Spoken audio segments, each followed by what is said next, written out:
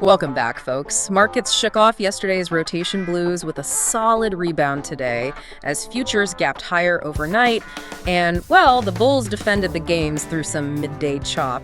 The Dow led the pack while small caps kept stealing the show. And we're watching Bitcoin flirt with that 95K support level after its recent fireworks. And before we jump in, just a quick reminder that none of this is buying or selling advice. We're just calling what we see happening in the charts as things develop. It was a solid counter move, exactly what we needed after that rotation-fueled pullback we were tracking yesterday. Definitely. All the indices closed firmly in the green. You had the S&P 500 up 0.27%, and NASDAQ added about 0.36%. But the clear winner was the Dow. It led everything up 0.59%. And that just immediately tells you where the money's flowing, right? Yeah. Straight toward those cyclical and value names. That's it. That cyclical strength is the big defining theme right now. I mean, we saw the small cap index, the Russell 2000, surge nearly a full percent. Plus 0.88 on the IWM. A huge move. Exactly. So that's traders betting on economic growth. But here's the puzzle for you. The US dollar index, the DXY, is also showing some real strength. Doesn't a rising dollar usually, pressure equities?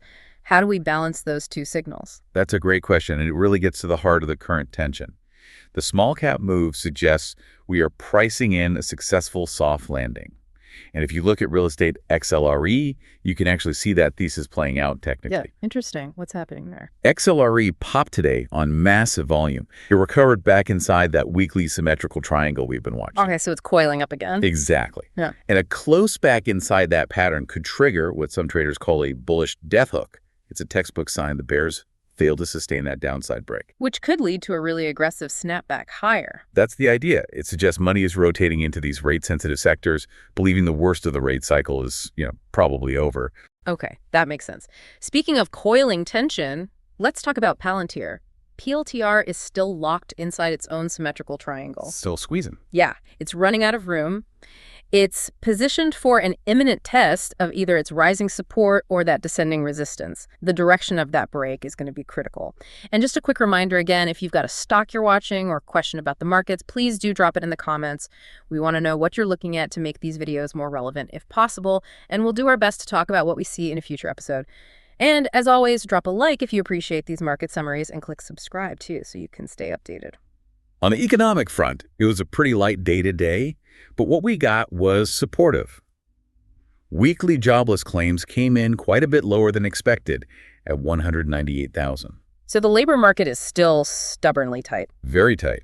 And what that tells you is the Federal Reserve has no urgent reason to pivot, which supports that Fed on hold narrative that's fueling these rotation plays. Days like today, with the gap up and then that midday chop, are just a huge reminder that volatility management is everything. Absolutely. You can have a perfect setup, like a triangle break, but if you don't have strict risk protocols, you can get whipped out on the noise. The general wisdom is always to use multi-time frame patterns to confirm your entry and stick to your risk parameters. That kind of discipline is exactly the edge we build in our Grok Trade mentorship. Moving over to digital assets, Bitcoin pulled back a little, just over 1%. It landed right on that critical former resistance zone we talked about. Around 94.8. Right, around $94,800, which should now act as potential support. We need to see it build a base here for another run at 100K. And it's still decoupling from equities, which is the key takeaway. Yes, the decoupling continues. And a quick word of caution on precious metals. Gold and silver both eased back a bit. Yeah, gold is what you'd call high basing, below 427 on GLD. And silver, SLV, gave back about 1.5%. The trading wisdom here is pretty simple. You just never chase these extended moves. Precious metals have been on a tear, and a rubber band snapback is always possible. Patience is key. For sure. So overall, I'd view today as a highly constructive session.